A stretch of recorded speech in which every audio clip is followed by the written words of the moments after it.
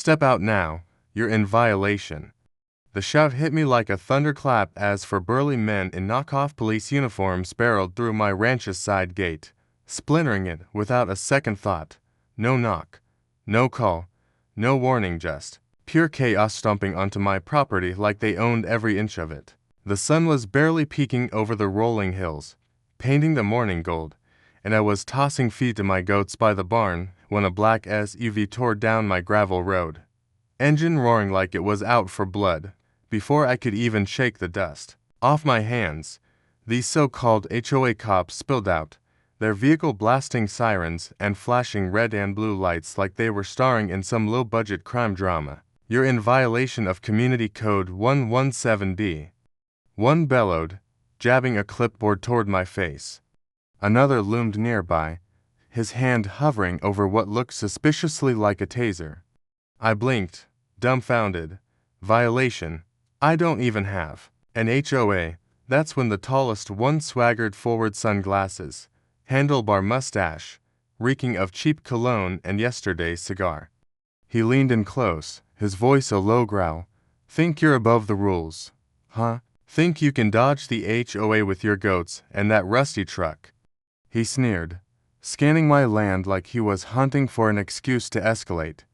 One of his buddies whipped out a phone, filming like this was their big Hollywood break, while another started measuring my barn fence with a tape measure. No permission asked. I stood there, rooted to the spot, watching this absurd circus unfold like a fever dream. "You're trespassing," I said, my voice steady but boiling inside. "Which city in the United States are you watching from? Drop a comment and share with us if you've had any run-ins with an HOA. We'll narrate your story on our channel." Firmly, "And you better stop filming my property," before I could finish that sentence.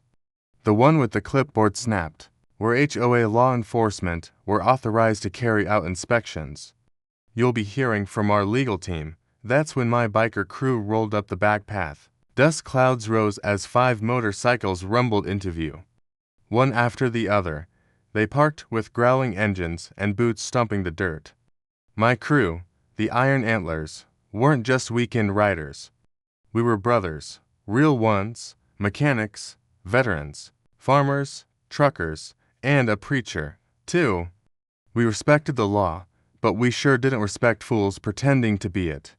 The HOA cops froze. The tallest one muttered, "Oh, no, what was that?" I asked, stepping aside to let my crew surround them slowly. "Something wrong." The guy with the camera lowered his phone. The measuring tape guy suddenly forgot how numbers worked. They looked like raccoons caught in a flashlight. "You boys came here to start something," said Doc, our crew's oldest member.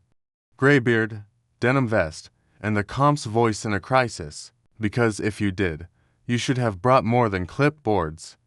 The tallest one stammered too. "This is official HOA business. We'll be reporting this act of intimidation to two who—" Boomer, our ex-Marine and tattoo artist, interrupted.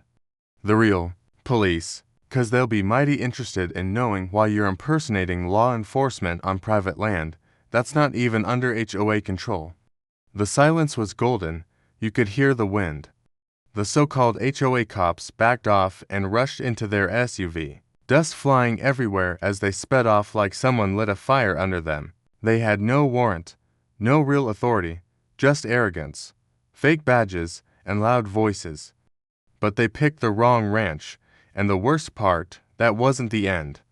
After they left, we found something left behind under the haystack near the gate. A small black device blinking red. A hidden camera. Who the heck was watching me? Now, let me rewind and tell you how this all started.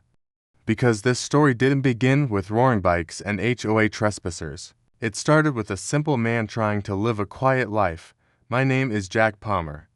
I'm a 47-year-old retired firefighter who bought this ranch 3 years ago after saving for over a decade. It's a modest place, 15 acres, an old barn, some animals, and a restored cabin-style house I rebuilt with my own hands. I moved out here to get away from the city noise and to enjoy peace and nature. I didn't sign up for neighbor drama or self-appointed rule enforcers. Now, the thing is, my land borders a newly built housing development called Whispering Pines. Don't let the name fool you. There's nothing quiet about it. Whispering Pines was built by a company that slapped on every HOA rule you can think of. Lawn height, mailbox color, garage paint, trash bin placement, even wind chime noise limits. I didn't care about that, though. I didn't live there. My ranch wasn't part of their development. But trouble began when the new HOA president moved in, a woman named Nancy Brighton. Nancy was sharp-tongued, power, hungry, and wore more neon blazers than a game show host. She once complained that my cows mooed too loudly at sunrise. Another time, she said my fence ruined the visual harmony of their community entrance, even though my fence had been there 10 years before the first house was ever built. I was polite at first, told her she had no authority over my property. I even offered to trim the trees near her street view. It was to keep the peace, but Nancy didn't want peace. She wanted control, and when I didn't bend, that's when the anonymous complaint started. First, it was the county office calling about livestock too close to a property line. Then, someone claimed I was illegally burying waste. Another week I had code enforcement show up asking about a supposed unsafe well cap. All false, all dismissed, but every week a new complaint. And guess what? All of them were filed by the Whispering Pines Community Watch, which didn't officially exist on any county record. Still, I brushed it off. I had work to do and a life to live. I raised goats, grew vegetables, helped out at the local firehouse on weekends, and hosted monthly barbecues for the veterans group. Then came the final straw. It was a Sunday. I was preparing for our usual crew ride when I spotted something unusual near the tree line. Tire marks and boot prints. Someone had walked the perimeter of my land. I installed trail cameras that same night. The next morning, one of the cameras caught a man in a dark hoodie kneeling behind my barn, placing what looked like a small box near the fence post. I couldn't make out his face, but he wore a patch that said HOA Security Unit. That's when I knew something shady was going on. I reported it to the sheriff, but they said unless the person was caught in the act or I had footage of them on my property line, there wasn't much they could do. But they did tell me there's no such thing as HOA security in this county. They're likely faking it, and they were right. Now, here's where things get interesting and ugly. 2 days after that conversation with the sheriff, those same HOA cops came charging into my land like wild bulls, yelling about violations. Then they left behind a hidden camera. Coincidence? I didn't think so, and neither did my crew. So that evening, we met at Benny's garage, our unofficial clubhouse. We sat around, drank root beer, shared stories, and made a plan. If these people wanted to play intimidation games, we'd show them what real community looked like. The kind that doesn't back down, the kind that rides together. And 1 week later, we paid the HOA clubhouse a visit, but you won't believe what we found there. The Whispering Pines HOA clubhouse looked more like a fancy spa than a community center. It had tall glass windows, fresh landscaping, and a giant white fountain out front shaped like a swan. It sat right in the middle of the housing development, surrounded by perfect rows of pastel-colored homes with matching mailboxes and freshly trimmed lawns. That night, we rolled in, not loud, not wild, just steady and strong. 7 bikes moving slow, engines rumbling like thunder far off in the hills. We didn't come to start trouble. We came to make a point. Nancy Brighton was inside, hosting one of her usual HOA meetings. Through the glass, we could see her standing at a podium talking with that high-pitched voice of hers and waving around her signature neon yellow clipboard. The second she saw us outside, her face changed. She froze mid-sentence, her mouth open, and the entire room turned to look. A few of the board members scrambled to the windows. A guy in khakis reached for his phone, probably calling the sheriff. Nancy stormed out, heels clicking against the pavement. "What is this? What are you doing here?" You can't just ride into our neighborhood like some kind of biker gang. Doc stepped forward, calm as ever. We're not a gang, ma'am. We're a community same as yours, except we don't send fake cops to terrorize folks. Her face turned red. I don't know what you're talking about. Boomer held up a photo printout, the still shot of the fake HOA officer sneaking behind my barn. You sure? Boomer asked, deadpan, 'cause this guy looks a lot like the man who left a spy camera on Jack's ranch. And that's not even part of your HOA. You have no proof that was us. Nancy spat. I'll call the sheriff. Already did, I said, holding up my phone. And I've got a case number. You'll hear from them soon. The HOA meeting crowd was now gathering behind her. Some neighbors were whispering, clearly confused or embarrassed. A few younger folks looked impressed. One even gave us a thumbs up. Nancy looked around, realizing she was losing control of the narrative. This is harassment, she yelled. You're intimidating the board? No, ma'am, Doc said softly. You've been intimidating a good man. We're just here to say it ends now. You want to talk like adults? We'll sit and talk. But no more fake badges. No more spying. No more trespassing. She crossed her arms, fuming. Leave now or I'll press charges. We'll go, I said, turning toward my bike. But next time one of your fake officers steps foot on my land, it won't be a conversation. It'll be a lawsuit. We fired up our engines and pulled away slow, peaceful, but we'd made our message clear. I thought that would be the end of it. For a while, it seemed like things cooled down. I didn't see anyone snooping near the barn. No new code violations came in. Even the gate to Whispering Pines stayed shut most of the time. It was quiet, too quiet. Then 3 weeks later, something strange happened. I got a letter in the mail, not from the county, not from Nancy, but from a private company called Silverhawk Protective Services. It was an invoice for unauthorized use of private community access roads totaling $270. I blinked at it. What? I hadn't used any of their roads. My ranch had its own entrance from the county line. I didn't drive through Whispering Pines ever. I called the number listed. The lady on the phone sounded nervous, like she didn't expect anyone to actually call. Yes, sir. This is for documented footage of your motorcycle group entering the Whispering Pines neighborhood on the night of the 14th.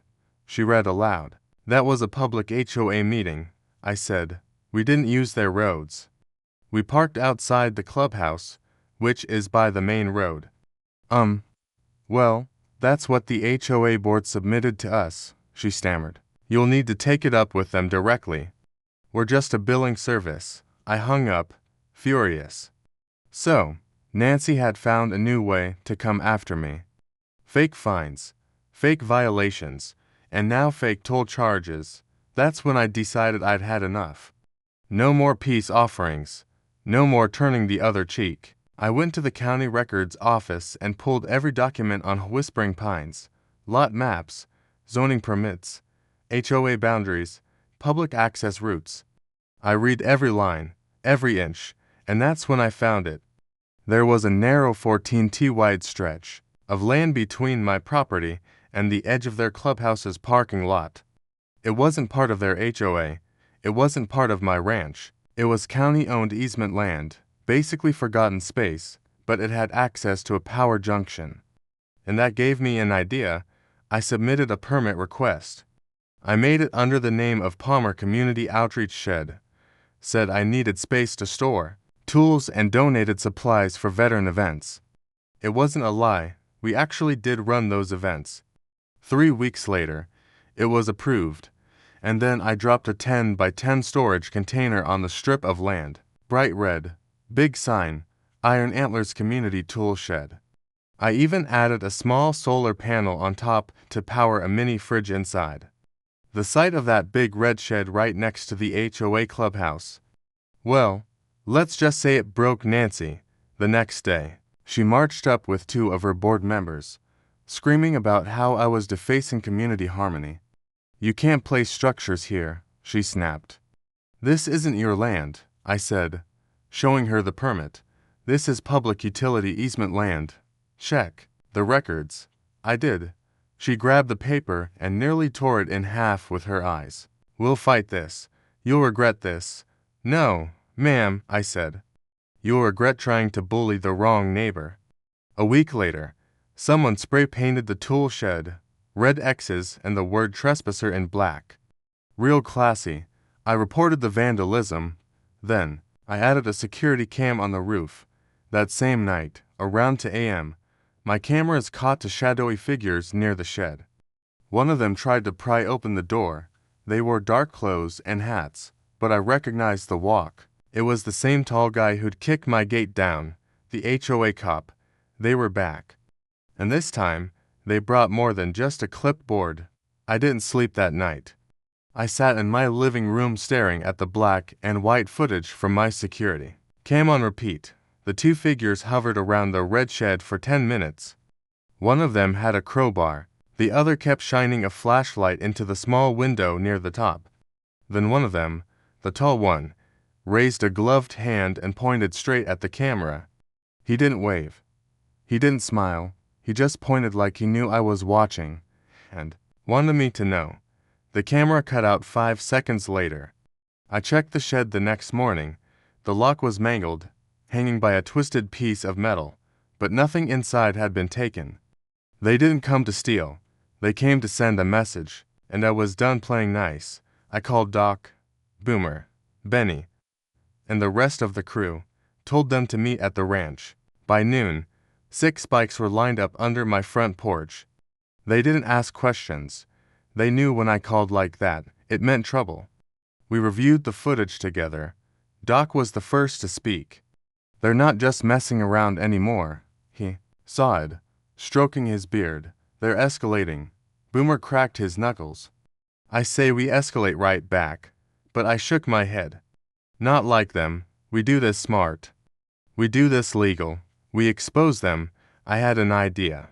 We set up 3 trail cams around the shed, all hidden this time, one under a pile of brush, one inside a fake birdhouse I mounted to a tree, and the last one inside an old toolbox I set on a stump nearby. Then I placed a big sticker on the shed's door. "Live monitored. Trespassers will be prosecuted." The bait was set. All we had to do was wait. And it didn't take long, just 4 nights. Later, they came back. This time, they were 3, all wearing black hoodies. One of them held a paint can, another had what looked like bolt cutters. But what they didn't know, every step they took was being recorded from 3 different angles. They tagged the shed again, slashed the solar panel, broke the window. But as they walked off, one of them slipped, tripped over the toolbox, and fell flat on his back. The birdhouse cam got a perfect shot of his face as he pulled off his mask, cursing under his breath. It was the same guy from the HOA meeting. Name was Greg. He wasn't just an HOA member. He was Nancy Brighton's cousin. We had all we needed. The next morning, I took the footage straight to the sheriff. This time, they didn't shrug me off. The deputy watched the clip 3 times, eyes narrowing with each pass. "These aren't pranks anymore," he muttered. "That's destruction of property, criminal trespass, and possibly impersonation of law enforcement." He promised they'd launch an investigation.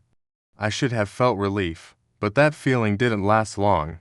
2 days later, my goats got out, every single one. The latch on the pen gate had been cut clean through. I found the broken piece lying in the dirt, sliced by bolt cutters, the same kind I saw in the video. It took me and my crew 3 hours to chase them all back. One of the goats, Old Cheddar, wandered into a neighbor's rose garden. That neighbor, a Whispering Pines resident. She called animal control, filed a complaint. Nancy used it to file a petition with the county. Jack Palmer's ranch poses a risk to the community. She claimed my livestock were dangerous.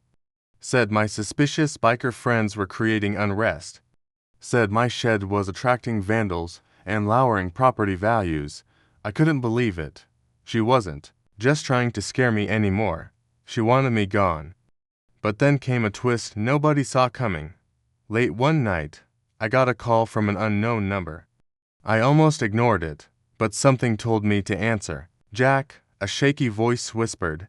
"It's me, Ellie, from the HOA board."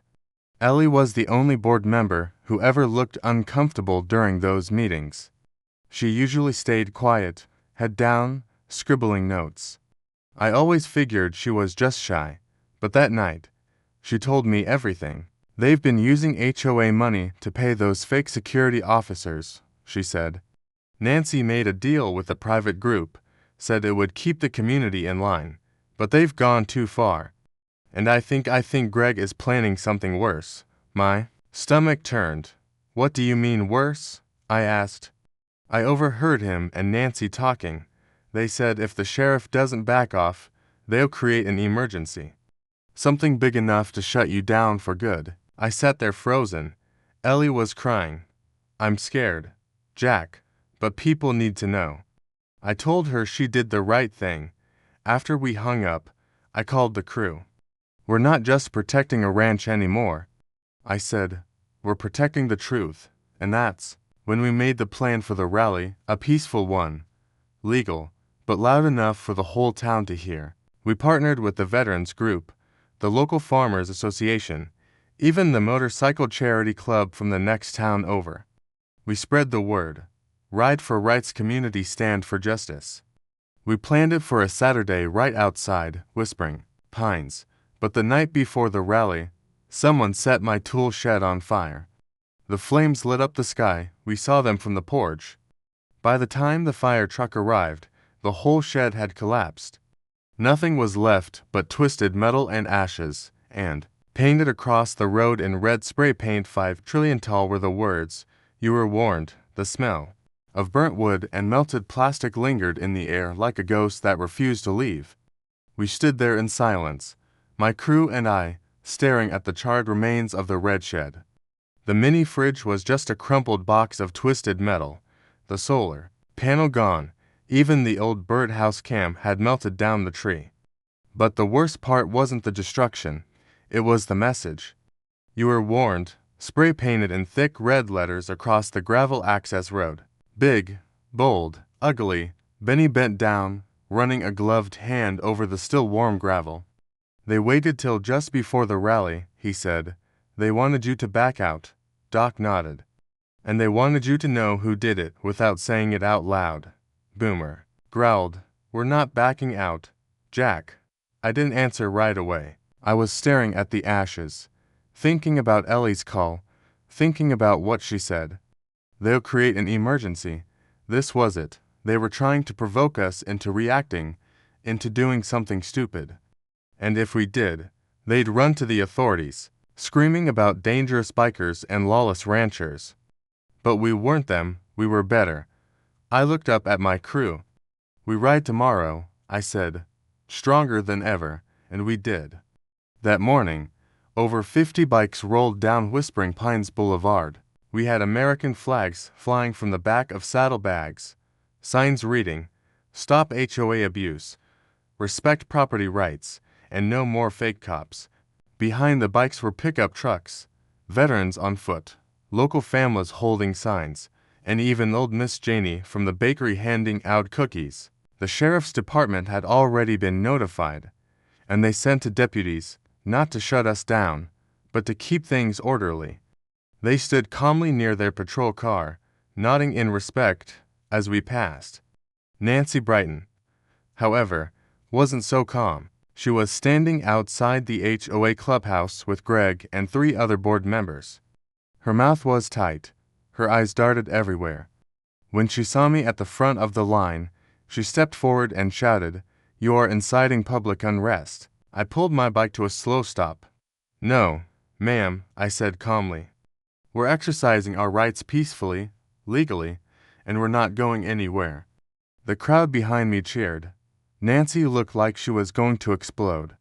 "This is harassment." One of the sheriff's deputies stepped forward. "Ma'am," he said, tipping his hat, "this is a peaceful protest on a public road. No laws being broken here." She turned to Greg, face red with fury. "Do something. But Greg didn't move. Why? Because just then the second sheriff's deputy pulled a folded paper from his pocket and walked toward him. "Gregory Shaw?" he asked. Greg looked confused. "Yeah, you're being served. We need to talk to you about a series of trespassing and vandalism complaints. Also, we'd like to ask you some questions about the impersonation of law enforcement officers." The color drained from Greg's face. Nancy screamed, "You can't arrest him. He's a security advisor for the board." The deputy looked her in the eye. "There's no such thing in this county. And unless you've got a license and state registration for an armed security detail, we're going to have more questions for the HOA itself." The crowd was silent for a moment, then erupted in claps and whistles. Greg tried to back away, but it was too late. The deputy put a gentle hand on his shoulder and led him away. No cuffs, just calm and firm. But the drama wasn't over, not even close. That night, I received a knock on my front door. Not from the sheriff, not from one of the crew. It was Ellie. Her eyes were swollen like she'd been crying. She looked around nervously before stepping inside. "I need your help," she whispered. I poured her a glass of water, then sat down across from her. "You okay?" She nodded quickly. "They're trying to pin everything on Greg. Nancy says she had no idea about the impersonations, the vandalism, any of it." "She's lying." "I know," Ellie whispered, "and she's about to do something worse. She's calling an emergency HOA vote to approve a lawsuit against you." I blinked. "Sue me for what?" "She's claiming your protests disrupted property values, that your shed was a fire hazard. She's even saying your goats are unregistered large animals and violate state health codes." I sat back in my chair, stunned. Ellie wasn't done. "She's hoping that if she wins the vote, the board can seize some of your land through emergency litigation. Say it's needed for community safety. She wants to bleed you dry." "Jack," I felt my jaw tighten. "They can't win," I said. Ellie looked at me with wide eyes. "They might unless you stop them." I stared at the old wooden floor of my ranch house where my boots had worn in paths over the years. This wasn't just about me anymore. It wasn't about goats, fences, sheds, or biker rallies. It was about principle. The next morning, I met with a lawyer, an old friend of Doc's named Marcus. Sharp, smart, and not afraid of a courtroom, we spent 2 hours going over the permit approvals, the video evidence, and the complaints. Marcus looked up from the stack of papers and grinned. "You got a solid case," he said. "They tried to file that lawsuit. We file a countersuit, defamation, harassment, illegal surveillance, vandalism, and maybe even civil conspiracy. And if that doesn't scare them off," he shrugged, "then we bury them in discovery." That same day, Nancy sent out her whole-wide email about the emergency meeting and the proposed lawsuit. But she made a mistake. She accidentally CC'd me. I had the whole email thread. That was all I needed. So, I called the crew. We had one more ride to make, but this time it wasn't for a rally. We were riding to the Whispering Pines clubhouse to crash the HOA vote. What we found there changed everything. The Whispering Pines clubhouse was packed. The emergency HOA meeting had drawn out nearly every homeowner in the development. Curious ones, nosy ones, and a whole lot of angry ones. Rows of metal chairs lined the tiled floor. People stood along the walls, whispering among themselves. The air buzzed with tension like a thunderstorm was about to hit. Nancy Brighton stood at the front in her usual bright neon blazer. This time it was electric blue paired with matching shoes and a binder thicker than a phone book.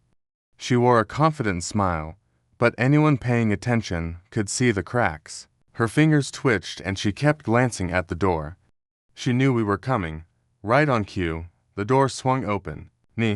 Doc, Boomer, Benny, and Ellie right at my side. We didn't stomp in, we didn't roar, we walked in quiet and steady. Every eye in the room snapping to us like magnets. NY's smile froze.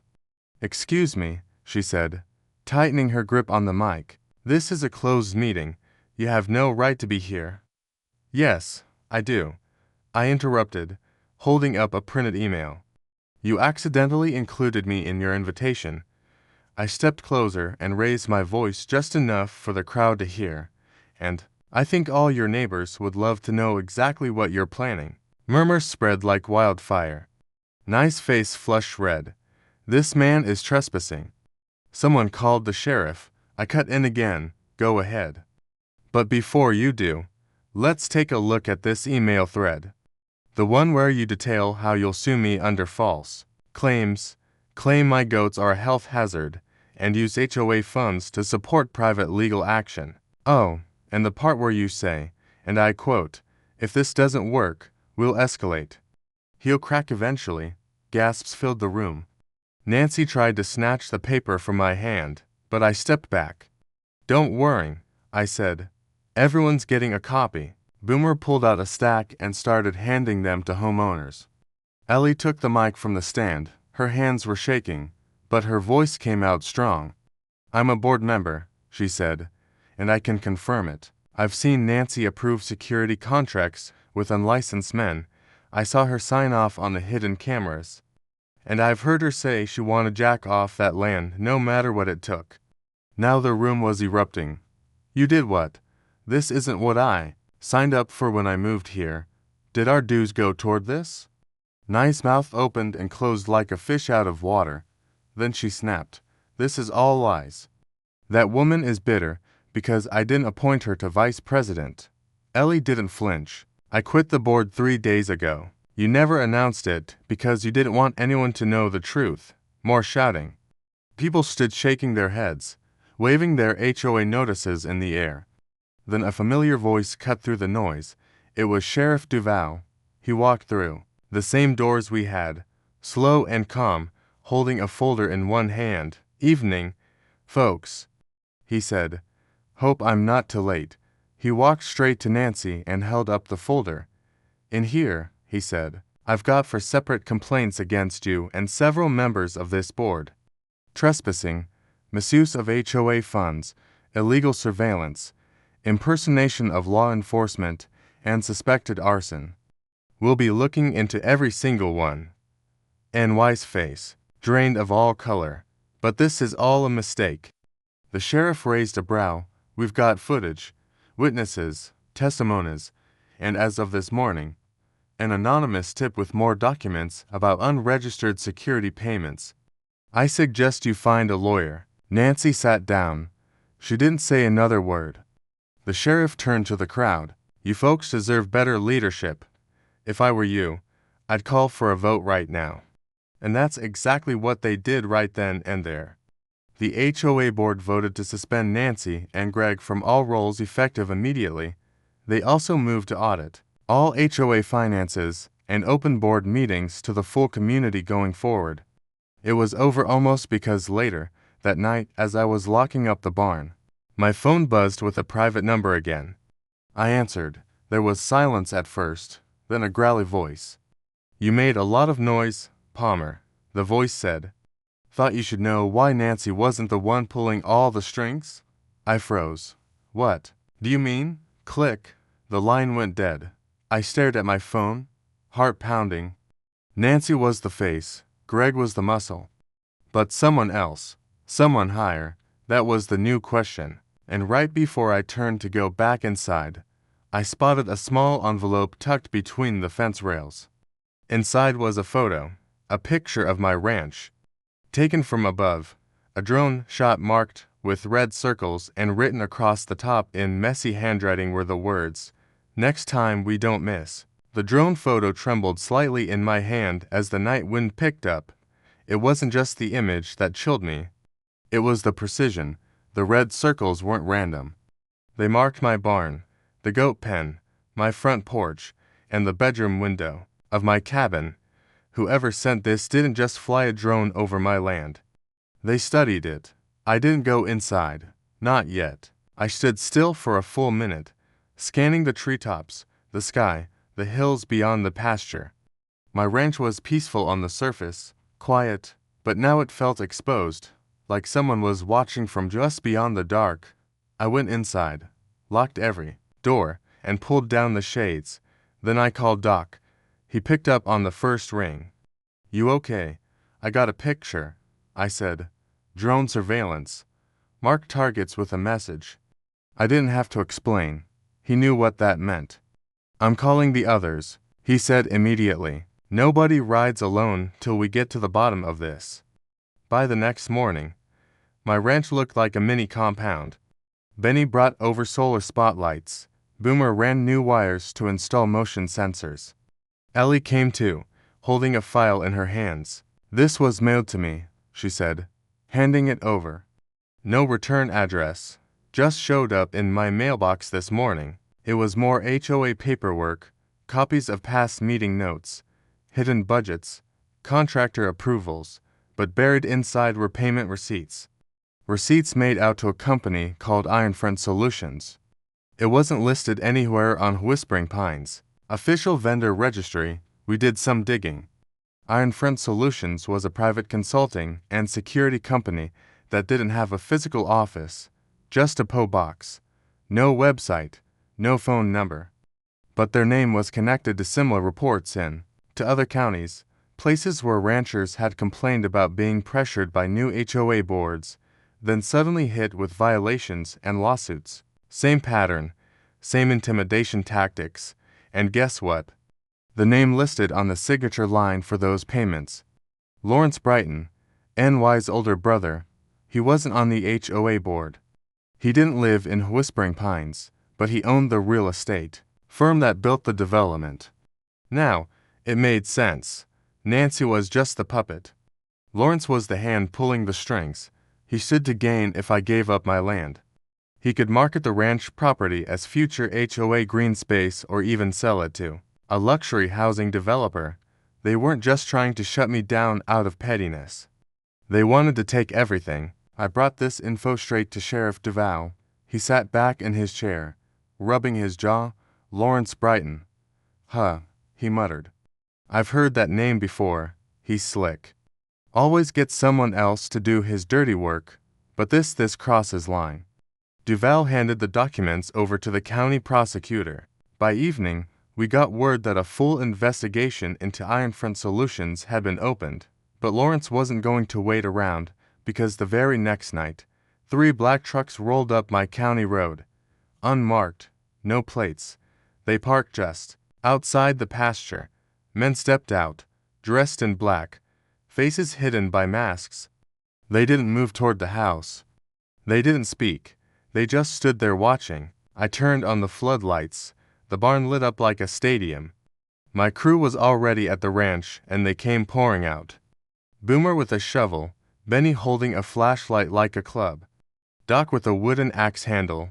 We didn't rush them, we just stood there lining up facing them, man to man, eye to eye.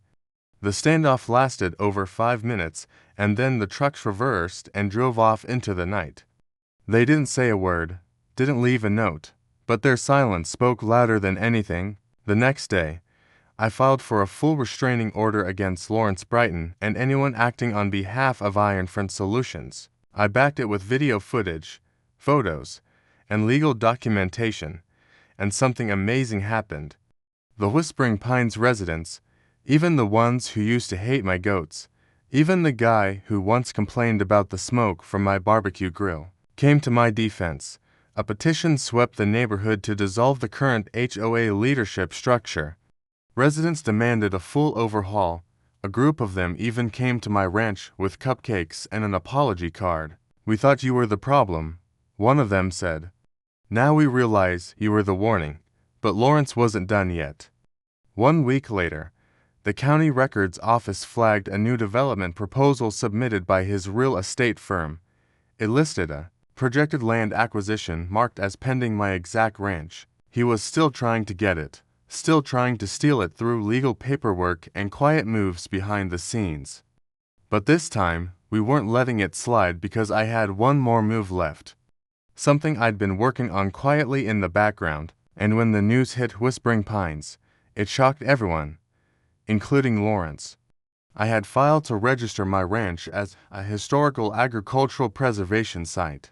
With the support of veterans, the local community, and even a few state reps who owed me favors from my firefighter days. The application was fast-tracked, and it was approved, which meant my land couldn't be developed ever. It was protected. By law, Lawrence's whole plan dead in the water. That night, we had the biggest barbecue in ranch history. Over 100 people showed up. Kids ran through the fields. Dogs barked. Guitars played. Ellie smiled for the first time in weeks, and my crew, my brothers, sat around the fire like warriors after battle. But even in that moment of victory, as we laughed and clinketed root beer bottles, I saw the shadow of a drone zip across the moonlight overhead. They were still watching, and the war might not be over. But for now, we'd won the battle. The drone buzzed away into the night, its tiny silhouette swallowed by the stars. I watched it vanish, not with fear, but with clarity. Let them watch. Let them see what community really looks like when it stands together. Because the ranch wasn't just a patch of dirt and livestock anymore. It had become a symbol, a line in the sand, and we were done backing down. The next morning, Sheriff Duval called. "You might want to come down to the station," he said. "We've got something you want to see." I arrived an hour later with Doc and Ellie. The sheriff led us into a room where a projector was set up. He clicked a button, and the image that appeared made my blood run cold. It was footage from the same drone that had been hovering over my ranch, except this time, it wasn't just flying. It had a speaker, and it was broadcasting audio. A recording of me and Doc talking about our defense plans for the ranch. Things we had only discussed privately in the barn. "They bugged your property," Duval said. "We found parts of a listening device hidden in the old birdhouse that melted in the shed fire. That's probably why they torched it. Got spooked it might be discovered." Ellie covered her mouth. "Oh my God," Doc clenched his fists. "This isn't HOA drama anymore. This is full-blown espionage." The sheriff nodded, and here's the kicker. We tracked the drone signal to a private hangar 20 meters out registered under a shell company. That company is tied to Lawrence Brighton. I finished. Bingo, Duval said. We had the last piece of the puzzle. With that drone footage, the emails, Ellie's testimony, the payment trail, and the community petitions, Duval handed everything over to the state attorney general's office. They opened a full investigation, and then the hammer dropped. A month later, Lawrence Brighton was arrested on charges including unlawful surveillance, conspiracy to commit fraud, tampering with public records, impersonation through third-party agents, and attempted illegal land acquisition. Nancy Brighton was also arrested, charged with HOA fund misappropriation and obstruction of justice.